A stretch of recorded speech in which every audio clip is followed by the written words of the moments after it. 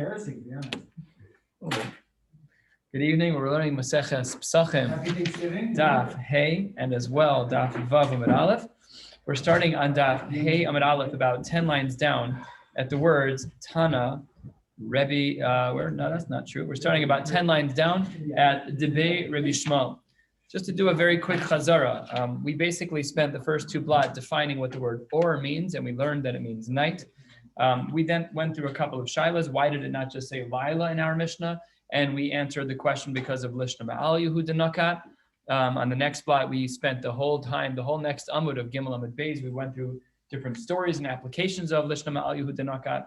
On Daled Amud Aleph, yesterday we learned about the din about why it is that, what was the machlokas there? About 6 hours. Why do we have to do Bdikas Chametz the night before if the Isser doesn't start till the next day? We spoke about this reason Maktin on the mitzvahs. Instead, we have to do it at night when people are Matzui Bevesam and or Yafa or Haner Yafa Levdika. And we also added in the idea that one should not set a kviyas in learning within, according to the Mishnah Berurah, within a half hour prior to that time.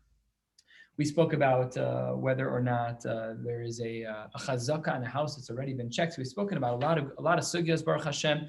And the sugya that we're talking about right now, we're actually in the middle of a sugya because we asked the question yesterday of what are the Mari Makomos?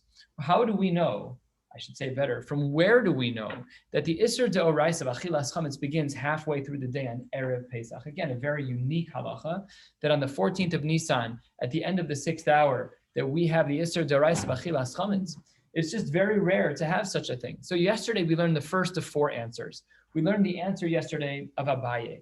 And Abaye at the bottom of Daf Daled Amud Beis pointed out that there were two psukim, and in order for the psukim to make sense, we had to play around with what the word Rishon means, and Rishon in this case must mean that it is before, that it is actually the day before, and that's how we learned that the Yisur D'Oraisa started on the day before. And Chilek, that was the last two words that we learned yesterday, that it was halfway through that day. That was answer number one as to how we know that the Yisur D'Oraisa of Achilas Chametz begins in the middle of the day on Erev Pesach. Here's answer number two, 10 lines down. Hey Amud Aleph. Debei Rabbi Shmuel Tana Matzinu Yud Daled Shenikra Rishon. We actually have a pasuk that refers to Yud Daled as Rishon. You went through all the mental gymnastics of trying to figure out how the psukim means Rishon before drashos. This is not very complicated. Here's what the pasuk says: Shene'emar B'Rishon Be'arba'a Asar Yom Chodesh. There, the word Rishon very clearly means on the 14th. So we see there that we don't have to go very far. The word Rishon is indicating that it is the 14th, black on white. It's very clear, that answer. Good, wonderful. That's answer number two. Here's answer number three. And with this answer, we're going to jump in to an analytical sugya of how to understand psukim. Again, 10, 12 lines down on Daf Hey Amud Aleph. Answer number three. Rav Nachman bar Yitzchak Amar. Rav Nachman bar Yitzchak was the Tana of yesterday. We had him 3 or 4 times yesterday. An early Amora, a 3rd century Amora, and he writes the third answer to our question. Again, our question is, how do we know that the Isser De'oraisa of Achilas Chametz is on Erev Pesach? And he writes, Rav Nachman bar Yitzchak Amar, Rishon Demei Ikara Mashma. The word Rishon implies earlier than, namely, it's not day one of the count of the holidays, but it's the day before day one of the count. De Amar Kra, Harishon Adam Tivalev. Was anyone born before Adam? The word Rishon here is used in the way of before, and therefore indicating that we're talking about the Yisur D'Oraisa of the day before. Because the pasuk says, Ach b'yom harishon tashbisu sormi batechem. When do we have to destroy chametz? That is b'yom harishon. Which yom harishon are we talking about? It's a rishon. That means before. Good. That's answer number three. We're about to jump into an analysis of psukim here. I know that this is Musar to me, not to you, I promise. Whenever I get to sugyas where like, what does the letter hey mean? And this word, I always get bogged down when I find these analytical gemaras of how do we use words in psukim. But you should just know that it is the only way that we ever get to our understanding of the Torah. We have the psukim in the Torah, we have the words in the Torah, we have the letters. That's it. My Rabbi, when I was in Smicha, said one of the most difficult things for him to understand about Chazal, one of the most difficult things for him to understand is how is it that they got from the psukim to the mitzvos? What was that transition? How did that happen? So we're going to do that in some of the psukim now. And over the next 15 to 20 lines or so, we're going to analyze the psukim a little bit and try and have a tfisa, try and have an understanding of the answer of Rav Nachman bar Yitzchak. So Rav Nachman bar Yitzchak says the word Rishon implies earlier than the starting point. So asks the Gemara, Elameata, if that's true, we know we know that on the first day of Sukkot that we have a mitzvah d'oraisa of Daled Minim, lulav and esrog hadasim and aravos. So hachanami rishon d'mei kara mashma. So the pasuk over there says it's on the Yom HaRishon of that holiday. But if Yom HaRishon is me'ikara mashma, then I should do it on the 14th of Tishrei. Maybe I should pick up a lulav and esrog. You said the word Rishon means the day before. Oh, good. This is Rishon, and it says Rishon I should bring lulav and esrog. Maybe it's the 14th of Tishrei. Says the Gemara, no. You're asking a good question in Lamdus, but it doesn't play out. Why not? Because Shiny Hasam, the case of Sukkot is different. Because there we have a pasuk that says, "Usmachtem lifnei Hashem Elokechem shivas yamim." The pasuk there says that we should have simcha before HaKadosh Baruch Hu for 7 days. And the drasha there is Ma Shvi'i Lechag. In the same pasuk it says Shivas Yamim. So what does the 7th day mean? Obviously the 7th day means the 7th day of the Chag. So then in that context, Af Rishon Lechag. So therefore the Rishon there, specifically there, that's where we say that the Rishon is Rishon Lechag and not beforehand. So that's why, even though it's true, Reb Nachman Bar Yitzchak wants to say that by the world of Pesach, that the word Rishon means before the count of the holidays, and therefore, remember our question, therefore we have the Isser D'Oraisa of Achilas Chametz before the Chag starts on the 14th. But by Sukkot it doesn't work because we have a pasuk that says Shivas Yamin. And if Shivas Yamin is the 7th day, then day 1 must not be before, it must be day 1 of the actual holiday. Says the Gemara, what kind of question is that? Hachanami by Sukkot too. What do the Pesukim say by us? Hachanami ksiv ach bayom harishon tashbisu shivas yamim matzos tochelu. What does it say by Sukkot? It says that, what does it say by Pesach? Excuse me, thank you. That on the first day tashbisu you need to get rid of your chametz shivas yamim tochelu. So why don't we say the same thing? If you're arguing that because by Sukkot it says 7th day in the pasuk, and therefore, when it says 7, it means day 7. And when it says 1, it means actual day 1, not prior. We have the same exact thing by Pesach. No reason to make a distinction between the two. Says the Gemara, well, Im Kain, if that's what you wanted the Gemara to mean by Pesach, then Nichto Kra Rishon. Then the pasuk should have only said the word Rishon without the letter Hey, not Ha Rishon. Ha Rishon Lamali. Why then does it say the letter Hey? To teach me the din of Rav Nachman Bar Yitzchak Shma Min Alech Amran, to say that it must be over here, that it is the earlier time. It is the 14th and not the 15th because of the letter Hey that was added here. Ihachi, says the Gemara, if that's true, Hasam Nami. What kind of argument is that? By Sukkot too, we have the word Harishon with a Hey. So you gotta keep your arguments consistent. So if you're gonna say that the word Ha Rishon by Pesach means the day before the holiday, and that's how we know that there's an Isser D'Oraisa of Achilas Chametz on the 14th, but it says Ha Rishon with a Hey by Sukkot too, maybe we should bring Lulav and Esrog on the 14th of Tishrei. Says the Gemara, that's question number 1. Yachi Hasam Nami Ha Rishon Lamali. And second of all, says the Gemara, we're halfway down Daf Hey Amud Aleph. The Su, and furthermore, Hasam over there, over there, we know even more sharply over there. It says on the first day, there's a Shabbason, there's a Shvisa, there's an Isser Malacha. So too on the 8th day. Amar Rishon Demei Karamashma. How then could you even possibly say over there that it means earlier?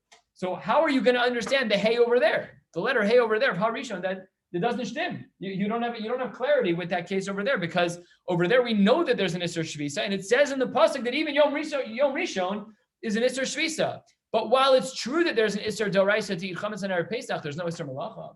So then how then do you understand the letter Hey? Says the Gemara, Shiny Hasam, the pasuk is different over there. To Amar Kra, Uvayom Hashmini Shabbason, Mashmini Shmini Dechag, Af Rishon Dechag.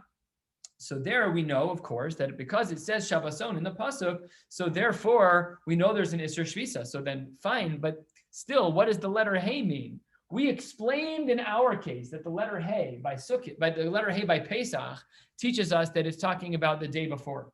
Fine. What does the letter Hey mean by Sukkot? Says the Gemara, L'mi'ute chulo shel moed. To make sure that we know that while it's true that there is an Isser Malacha during Chol HaMoed, but it's different than the Isser Malacha of the Lamed Tes Malachos on Yontiv. That is a big discussion in the Rishonim. You should all have on your shelves at home the book of the Halachos of Chol HaMoed. There's an English one by Art Scroll. I think Rabbi Zucker wrote it. It's a book that goes through all of the halachos of Malacha as it relates to Chol HaMoed, not Pashut. It is very easy to violate the Isser Malach of Chol HaMoed. It is not a regular day, but the Gemara is saying here, what does the letter Hey mean by the Chol HaMoed of Sukkot? It's to teach you that it's different than Yontif. Chol HaMoed is not the same as Yontif. There's not 39 malachos, but there are still a handful of malachos that should not be done, but not a short sugya for now, and we have to do extra Gemara tonight, so another time. We'll speak about it another time.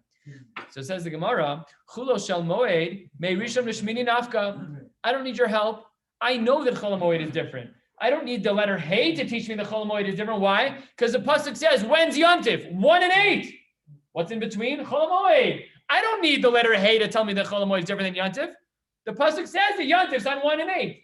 What kind of Talmud Chacham do I have to be to learn that 2, 3, 4, 5, 6, and 7 are not Yontif? It's very simple. Back to the question, what does the letter Hey mean? Says Gemara, Itzrich, no, we did need the letter Hey because Sal Kadai Tachamina, I might have made the following error. Hoil de Kasav Rachmana, Uvayom Hashmini. It says the word Uvayom with the letter Vav, meaning connecting to the previous part. Uvayom Hashmini, Vav Mosif al Inyan Rishon. Maybe we would have thought, Uvayom Hashmini, and on the 8th day, the and is drawing back on the previous set of days, which was Chol HaMoed, and I might have thought that they were the same. Dafidu b'chol HaShamloid, there would still be an Isser Malacha, like on Yontif Kamash Malon. So says the Gemara, the reason why we need the letter Hey is because of the letter Vav. The reason why we need the letter Hey is to teach me Chol HaMoed. Why do I need that? I know days 1 and 8 are Yontif. Everything else should not be. Oh, because the pasuk used the letter Vav. So leave them both out, says the Gemara. Says the Gemara, V'lo lichtov rachmana, lo Vav, v'lo Hey. If there was no Vav in the pasuk Uvayom Hashmini, I wouldn't have had the concern of inferring that maybe the day 7 was the same status of Isser. It would have been fine. If there was no Vav and no Hey, I would have known that the halachos of Chol HaMoed are different than the halachos of Yontif. And that's question 1. Question 2, Visu, and furthermore, and this question will be the final question that we're going to ask in regards to this analytical piece of the Pesachim. We'll have more later today. Visu, and furthermore, Hasam, over there, Dechsi B'yom HaRishon Mikra Kodesh Yalachem, Rishon Demeikara Mashma. How could it then be? What is this pasuk talking about? This pasuk is by Pesach. Bayom HaRishon Mikra Kodesh. That day is a holy day. Rishon Demeikara Mashma. That day is going to talk about the day before. It's Mikra Kodesh. That's got to be a day of Yontif. In short, what we've done over the last 20 lines is pointed out that it is not clear how to learn the words Harishon in all of these cases. The Hays are complicated, and the word Rishon is complicated too. We don't know what to do. And then the Gemara says, you've been overthinking all of this. These words Harishon that we've been analyzing, they're not meant to teach you what you think that they're meant to teach you. You're trying to figure out, how did we start this whole conversation? Rav Nachman Bar Yitzchak was answering the question. How do we know that there's an Isser D'Oraisa on Erev Yontif Al Chametz? Because the word Rishon means the day before. And we said, oh, really? This Rishon means X, that Rishon means Y. Says the Gemara, stop. You're analyzing all of those Rishons the wrong way. And the Gemara completely pivots into an Agadata straight from Halachic Gemara. Ella, says the Gemara, 2/3 of the way down, Daf Hey Amud Aleph. Ella, Hani Shlosha Rishon, these 3 usages of the word Rishon that we've been analyzing, we need these for the following brisa. Detana debei Rabbi Shmuel, bischar shlosha Rishon, as a reward for keeping these 3 Rishon. What does that mean? Take a look at Rashi, 2 inches above where we are. Dibur hamaschel bischar gimel Rishon. As reward for keeping these 3 mitzvos that have the word Rishon. Number 1, shvisas haregel de Pesach, by keeping Pesach. Number 2, ushvisas haregel de Chag, keeping Sukkos.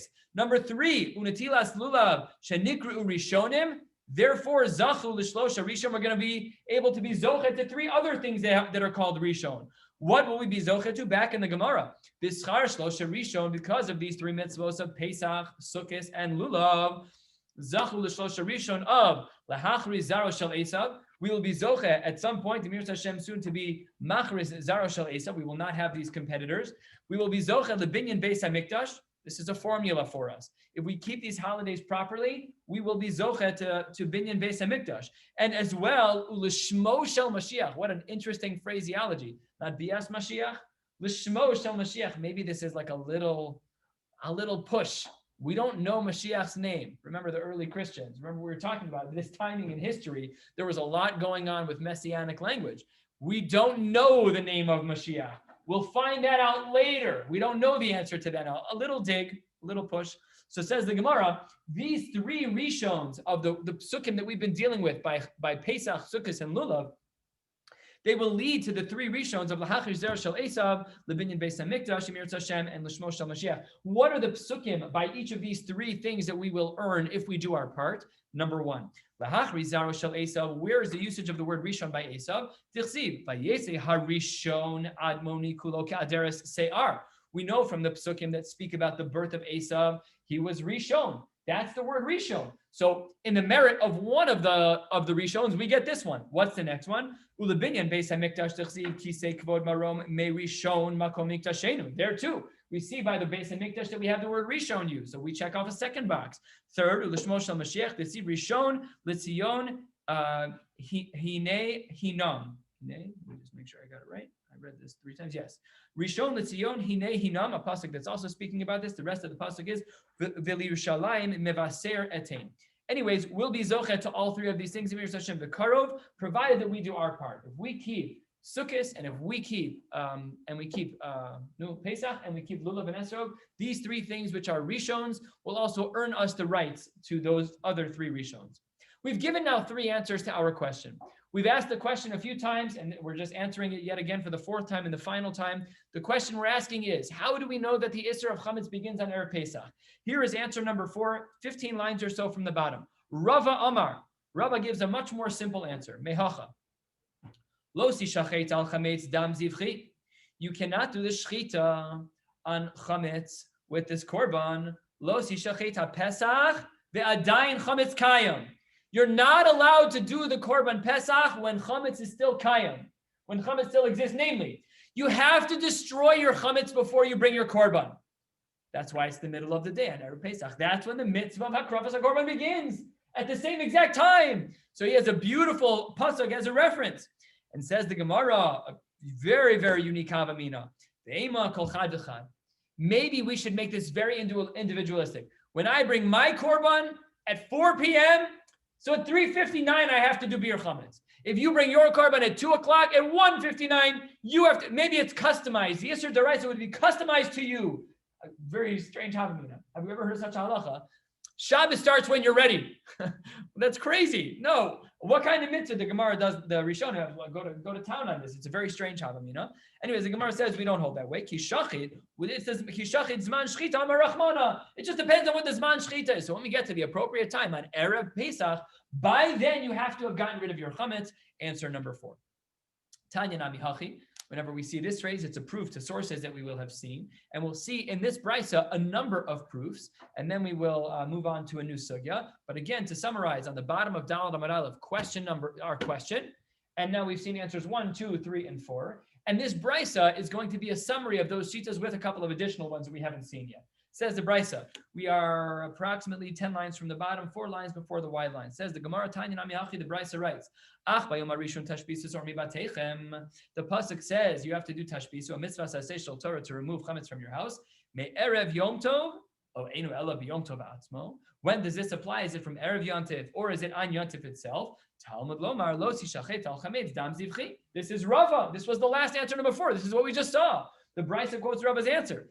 And says the drasha as well, Lo si shachet es ha-pesach ve'adayin chametz kayam. You cannot bring the korban pesach when there is still chametz. Divi Rabbi Shmuel.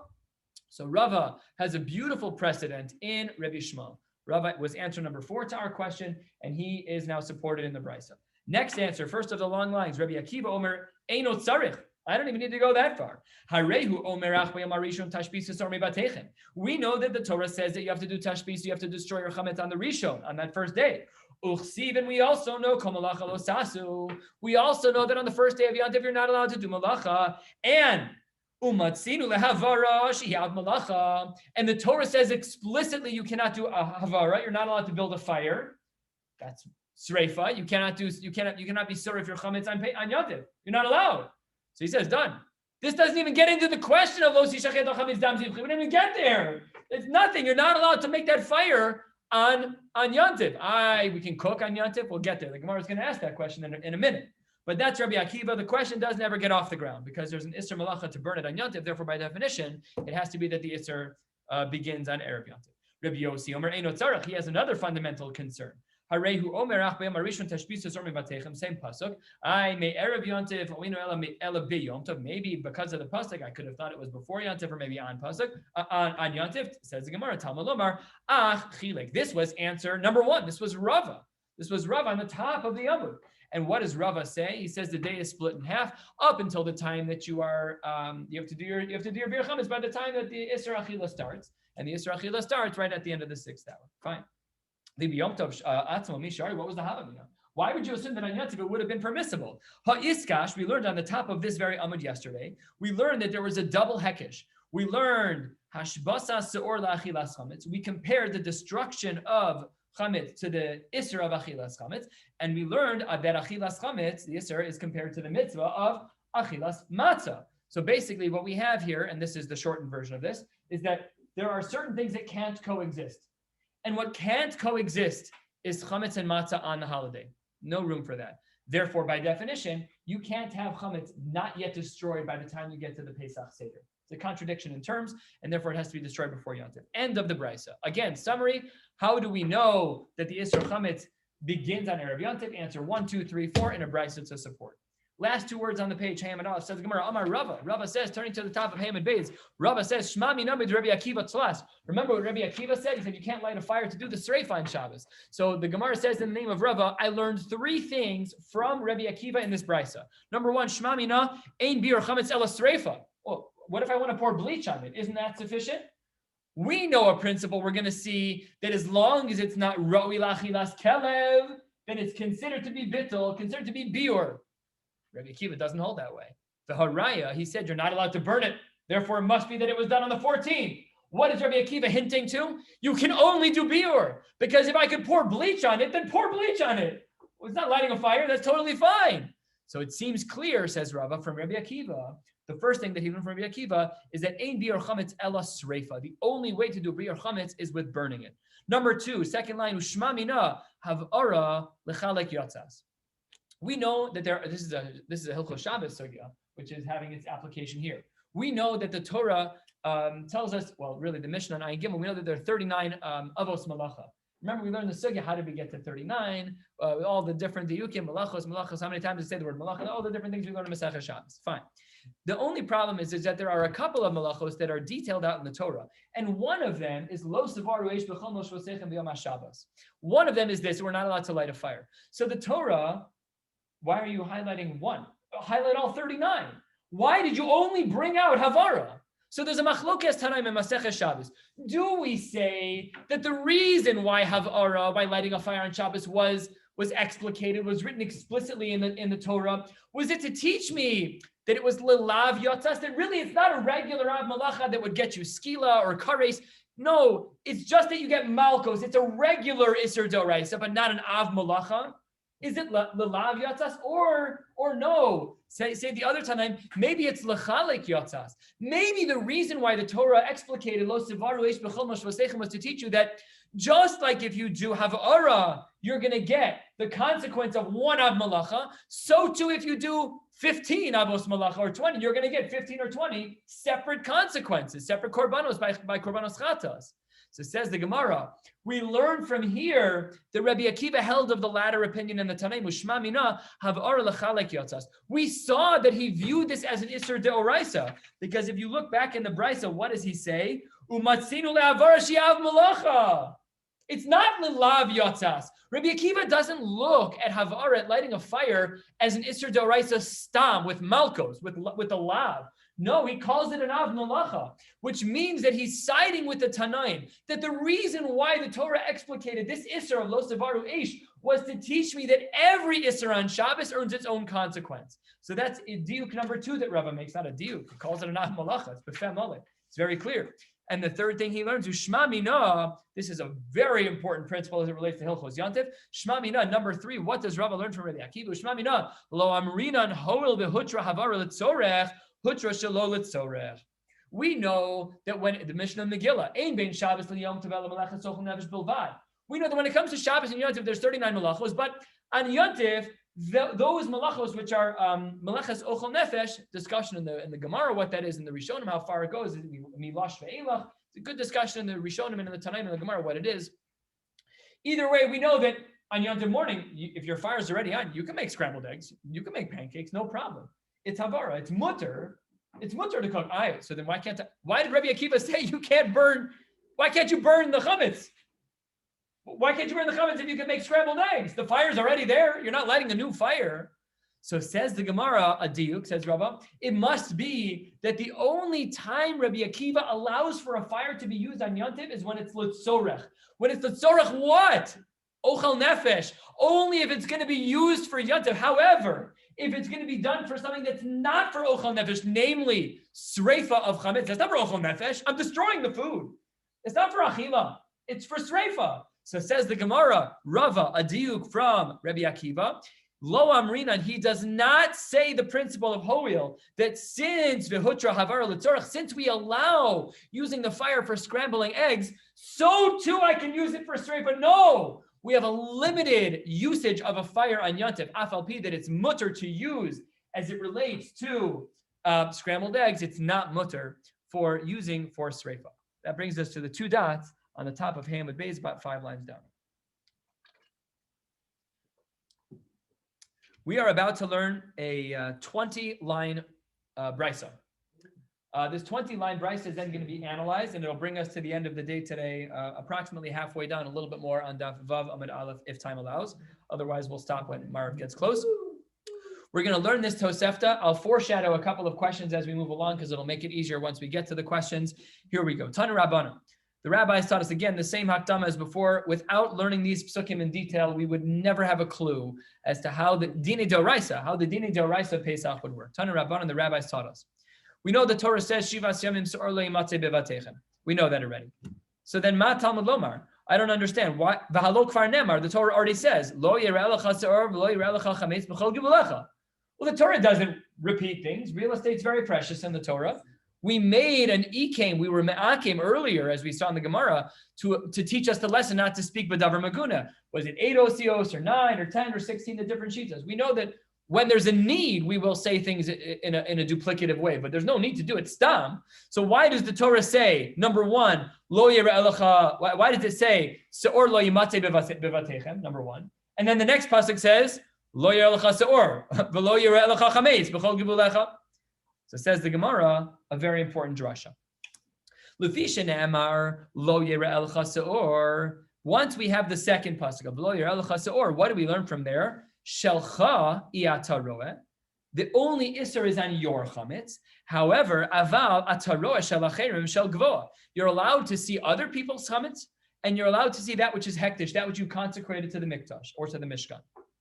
Yachol, I might have thought, Yatmin, that maybe I could hide it and it would not be problematic. Or maybe, Vikabel Pikdonos Mina Nachri, that I could just hold something on behalf of a Nachri. Says the Gemara, Talmud Lomar, Lo Yimatzeh. Already, one question which I'll foreshadow. A line above, you said you are allowed to be Roa Shalacherim. And now here you're saying by the Goy, you can't even hold his stuff. Contradiction. We'll get to that in the Gemara. So says the Gemara, Ein li ela ben Nachri. When do we say that we are not allowed to be mekabel piktonos of a nachri? When do we say that's true? Ein li ela ben nachri shelo kibashto ve'ein sharim chavachatzer. That's only true with a nachri over whom you have no control and who doesn't live in your chatzer. But nachri shekibashto ve'sharim chavachatzer minayin. How do we know that the same rule would apply to a nachri who is under your control? Says the Gemara, Talmud Lomar, Lo Yimatzeh, Minayin, Talmud Lomar, Lo Yimatzeh Bevatechem. So good, we have the pasuk. So each part of the pasuk is teaching us a unique din. And each part of the pasuk is teaching us something unique. Ein li ela shebebatechem. All we've spoken about so far is in your house. What about everywhere else? Beboros, besichenu v'ma'aros. What about outdoor places, caves and pits? Well, everything else, minayin. How do we know? Talmud Lomar b'chol gevulecha. A language that expands from your home to outside your home, to the gvul, to your property lines, maybe even wider, somewhere out there. Ve'adayin ani omer. Maybe I would still say bebatim. Maybe in your house, I would have argued over mishum bal yiro bal yimatzeh. Maybe in your house, that's where you violate the issur of ownership. Uval yatmin, uval yikabel pikdonos minan nachri. And if you were to hide it, if you were to hide your chametz, or if you were to take something on behalf of a nachri, but maybe I would have said, bigvulin, outside of your home, I would have said, shelcha iata roeh, aval ata roeh shel acherim shel gavoa. maybe I would have just split up the rules. I would have said Bali Rabbi Matzeh applies in the house. And outside the house, I would have said you can see someone else's stuff, but you can see someone else's stuff. You just can't see your own stuff. Minayin, asks the Gemara, 1/3 of the way down, middle of this brisa. Minayin litenes ha'amur shel zebezeh v'shel zebezeh. How do I know that I can take all of the information in the world of Batechem and apply it to Gvul? And how do I know I can take the halachos of Gvul outside your house and bring those halachos back into your house? To synthesize them and make them into one unit, because the Torah does delineate and distinguish between bias and gvul. How do I know that those laws are in fact interchangeable? So says the Gemara, Talmud Lomar, se'or l'gzeira shava. The process of learning out these halachos requires a gzeira shava. The gzeira shava, as we know from the paragraph that we say in the morning about the parak of Rabbi Shmuel Omer, b'shlosh esrei midos hatorah dreshes behin, the hermeneutical principles. These are exegetical tools. We look at the psukim and we say, how do I get from there to here? So the Chachamim said, based on the brisa from Rabbi Shmuel, we have a Masorah. It's not stam. We don't get to make up our own halachos. You have to look in the Torah and know how to look at it with the right lens. One of the lenses we look through is called the gzeira shava. Now, we don't get to make up a gzeira shava. The fact that it says the word S here and the word S, I can't make those drashos. It has to be part of Chazal. It has to be part of our Masorah. This was part of our Masorah. Se'or, l'gzeira shava. What were the two psukim that have the word se'or? Ne'emar se'or bebatim. Se'or lo yimatzeh bevatechem. Of course, we have the word se'or as it relates to houses. And it says se'or, what's the pasuk? Lo yimatzeh bevatechem. The ne'emar se'or begvulin. Remember our question. How do we get the world of gvulin to batim and the world of batim to gvulin? Says the Gemara, gzeira shava. What was the pasuk by gvulin? The ne'emar se'or begvulin lo yira'eh lecha se'or. B'chol gvulach was the rest of the pasuk. And then the Gemara explains how each pieces of information from bias and gvul go over. One of the best ways to think about a gzeira shava is that you have a world over here and a world over there, and the gzeira shava builds a bridge for information to travel. So we have the world of bias, says se'or. We have the world of gvul, and it says se'or. How do we link up the information of bias and gvul? Says the Gemara with two different parts of the gzeira shava. Number one, halfway down, ma se'or ha'amor bebatim. When the Torah says the word se'or, it references chametz in regards to houses. Over mishum ba'iro v'yimatzeh v'yatmenu v'yikalo pikdonos min hanachri. We know there we have the issur of ownership. We know you're not allowed to hide chametz, and we know you're not allowed to take in the chametz of a goy on Shabbos. Therefore, going over the bridge from bias to gvul, so too, se'or ha'amor begvulin. The same is true if you're not in your house. Over mishum ba'iro v'yimatzeh v'yatmenu v'yikalo pikdonos min hanachri. Part one of the gzeira shava is that we know that the gzeira shava built a bridge. I'm able to go from the world of bias to the world of gvul. Everything which is usher in the bias is also usher in the gvul. What's one of the biggest nafkaminas? B'dikas chametz. Remember what Rashi said on the Mishnah? Why do we do b'dikas chametz? Because of Bali Rabbi Matzeh. But if Bali Rabbi Matzeh doesn't apply in the gvul, there's no need to check. So says the Gemara, se'or gzeira shava. We have to be able to apply the laws in both cases. That's part one of the gzeira shava. Part two, Uma se'or hamar bigvulin. What about the fact that it says the word se'or bigvulin, right, outside your house? There we said, Shalcha iyataroeh, aval ataroeh shel acherim shel gavoah. In the world of gvulin, there we said, the issur is only on you, but if the stuff doesn't belong to you, then there's no issur. If it's your friends, there's no issur. Shel gavoah, if it's consecrated, you gave it to a Karesh Baruch Hu, but it's still in your property, no problem at all. So too, this applies by bias also. Af se'or ha'amor bebatim shelcha yataroeh aval ataroeh shel acherim shel gavoah. Beautiful, a beautiful encapsulation of the ideas of how we take these psukim, two psukim that seem to be repetitive. We don't have anything extra in the Torah. There's nothing extra. You had one pasuk that says se'or by batim. You had another pasuk that said se'or by gvul. The bridge goes both directions. We take the laws of bias and put them in gvul, the laws of gvul and put them in bias. Good. End of the brisa, and that brings us to the 2 dots, 2/3 of the way down. We're now going to analyze a couple of pieces of this brisa. Amar Mar, Einli ela ben nachri shelo kibashto ve'ein shari mach b'chatzer. What was the din that was going on there? So if you look back at the very beginning of the brisa, we said you're not allowed to take pikdonos. I'm not allowed to hold things for you if you're a goy. That's not allowed. I'm not allowed to hold your chametz. So says the Gemara, when did we say that was true? When am I not allowed to hold your stuff? When I don't know you. But if it's nachri shekibashta v'shoymach b'chatzer minayin, How do I know that it's usher if I know you? Says the Gemara, Talmud Lomar lo yimatzeh.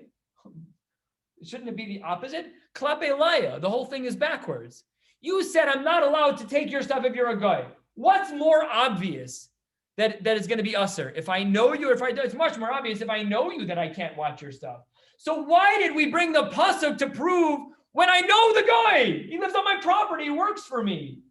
That's when I need a pasuk. No, he works for me. Of course that's going to be usher. Why did I have to bring a pasuk to include him?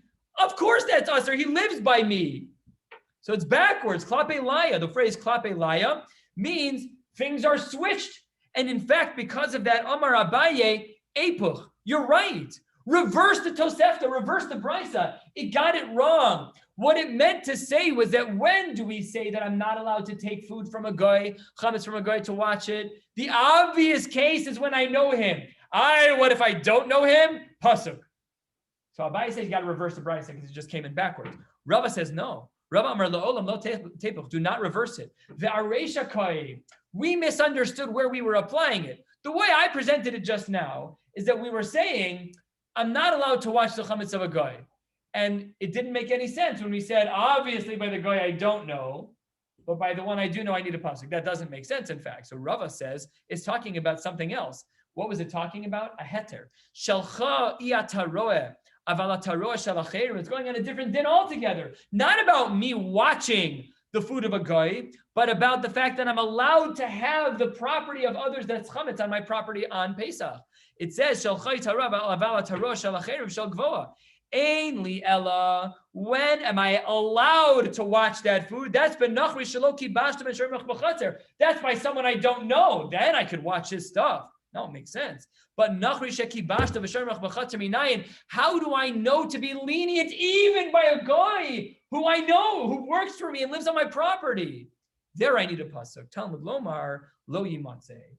Now what's interesting, says the Gemara, wait a minute, you proved your point. Good, says Rava. Instead of saying that it's a problematic brisa, let's change the language, Rava went the route of saying that no, we're learning this case of the different types of goyim about a different aspect, about a heter, about me being able to have your property, your chametz on my property. So says the Gemara, but wait a minute, you're learning a heter from a pasuk that says lo.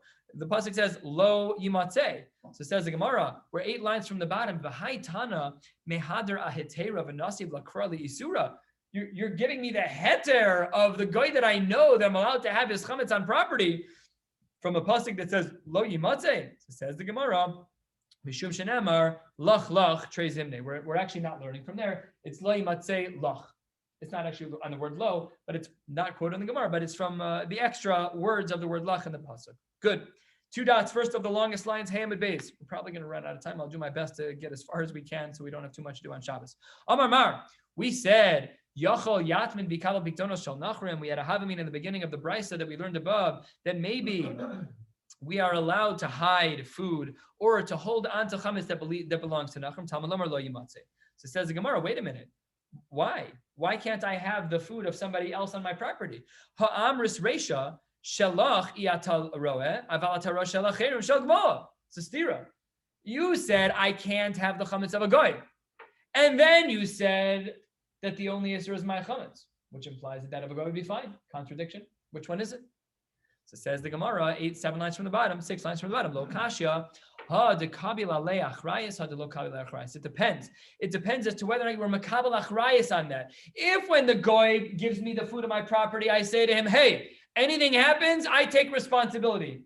Then it's Bali Rabbi Matzeh. That's your chametz now. You took achrayis for it. But if he puts it on your property and you're not taking responsibility for it, then it's fine. That's a distinction to be made in the Brisa.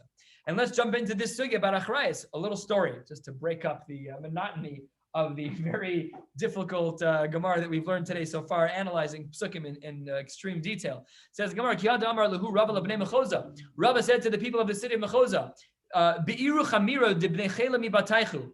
If you had, it's like the quartering act, you had soldiers living in your house. If they left any chametz, you have to burn it. Because had it been stolen or had it been lost, It's as if it was in your property as it relates to the soldiers. You're a shomer sachar, basically, is how halacha would view this. Big machlokas rishonim here, not for now. But the point is that you would be responsible for that. So Rabbi says, burn the food of the soldiers because you would have ended up being responsible for it. It's as if it's yours and that's not allowed. So therefore you have to burn it before the zman. Someone leaves over food in your house and they leave you. If it's a chayal, if it's a soldier, you have to burn it. Says the Gemara. Two possible versions to analyze this. Version 1. I understand if you say the following phrase, Davar hagorem lamamon, something, it's not my money, but if there's a scenario that will cause me to lose money, it's as if it's mine. This guy, the soldier, lived in my house in my basement. He left a whole trunk of food. It's not mine and I didn't pay for it. I'm not out any money, it's not mine.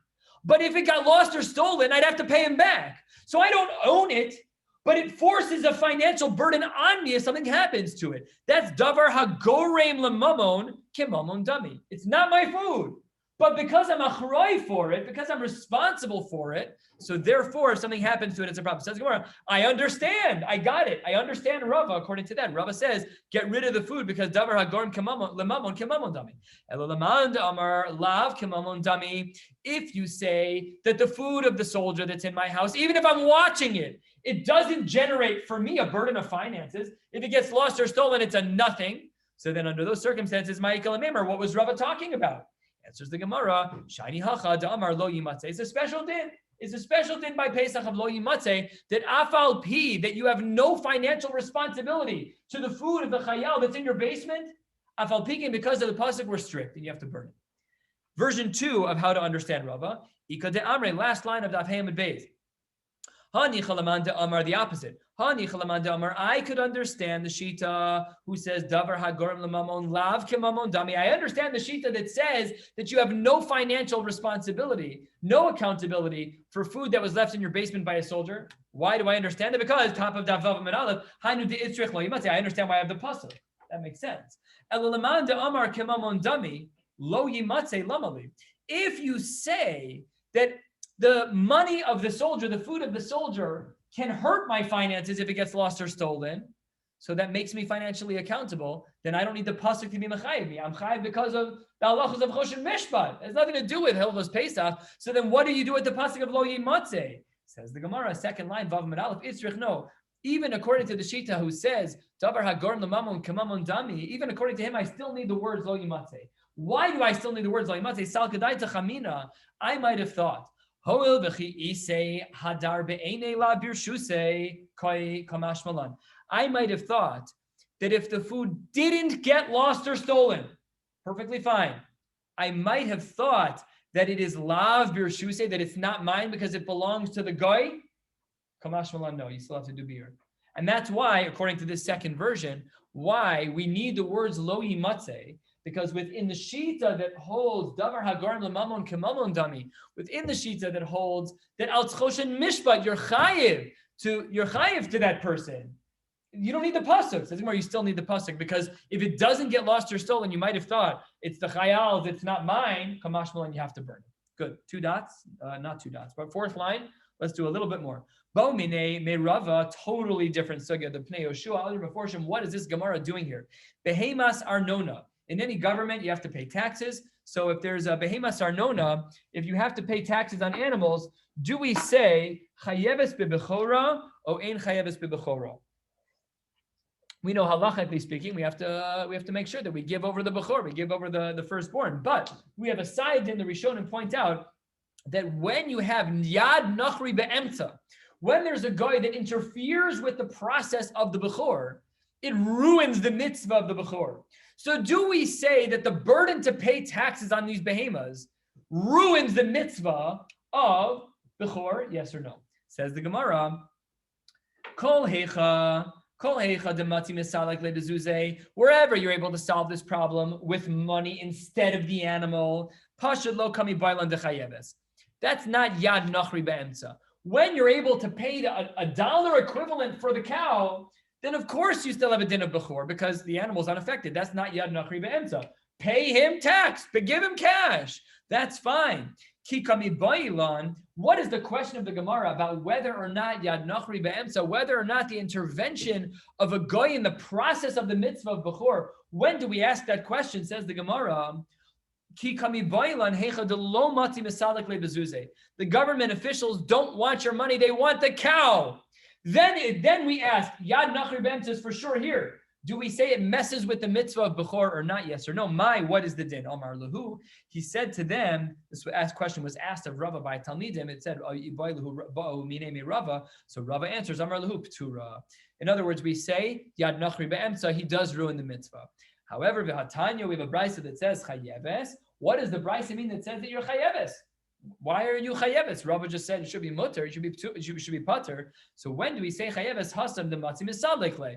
When are you chayeves? When you could have paid cash, but you didn't want to pay cash. That's your fault.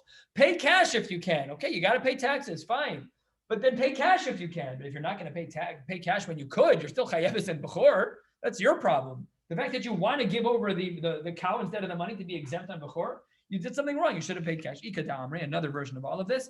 Ika da'amre, amar rabba behemas arnona ptura. Another version of this is that the behemas arnona, the tax that you have to pay, is pater mina bechora. Rava said straight out your pater.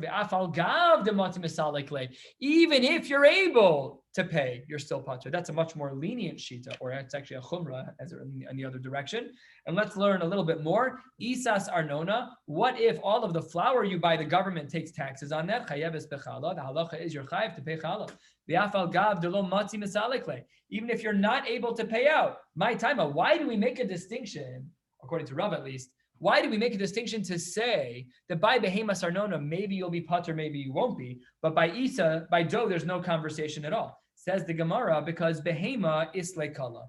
By a behema, everybody knows what's going on with behemas in the field. If you raise animals, you know that there's tax season. April 15th of old, whatever it was, people were coming to collect cows. People knew what was going on. So if you didn't give the bechor that year, people would assume that you just weren't able to pay, and that makes sense. However, isa less like kala. But when it comes to isa, when it comes to dough, people don't know what you're doing in your house. They're not thinking government. You're making challah on Friday afternoon. So someone's going to walk in there, see you are not mafresh challah. What are you doing? You're shaking. Let's go pay challah. They're not thinking the government taxes. So therefore, out of that concern, we still are going to make sure that you pay taxes there. Let's do a drop more. A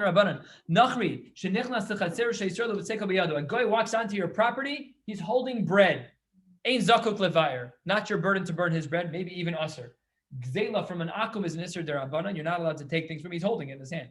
Hivkido etzlo, that was our brisa. What if he left it with you? Then zakuk levayer, then you have to destroy it. Yiched lo bayis, if you gave him a room dedicated to his chametz, so then what's the din? Ein zakuk levayer shenimar lo yimatzeh. That's not your problem. It's his problem. We learned about this already. As long as you're not taking achrayas, then you're fine. Says the Gemara, Maika Amar. What is the pasuk lo yimatzeh going on? Which part of this statement of the Tosefta is it going on? So there's two possibilities. Maika Amar, what do the words lo yimatzeh go on? Amar Rav Papa, the words lo yimatzeh are aresha kai, v'hachi kamar. On the din of hifkidu etzlo zakuk levaer, when we say that he's entrusting you with his chametz, we say you have to burn it. There, why?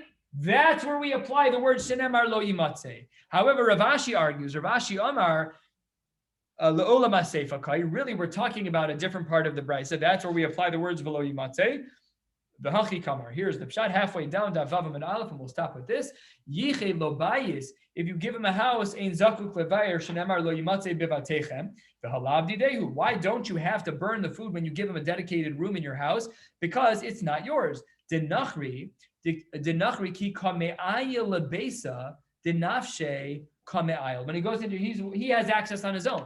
He's the one who has access to you. So we're going to stop right here at Lememra, the Schiras Kanya. We'll pick up with this on Shabbos, Yimir Hashem, halfway down Vavam and Aleph, and we'll try to get on Shabbos to the bottom or close to it of Zainam and Beis, wishing you a beautiful Shabbos. See you Shabbos afternoon, 1 hour before Mincha. I believe it's 2:51. Just check the announcements. 2:51 is Daf Yomi on Shabbos.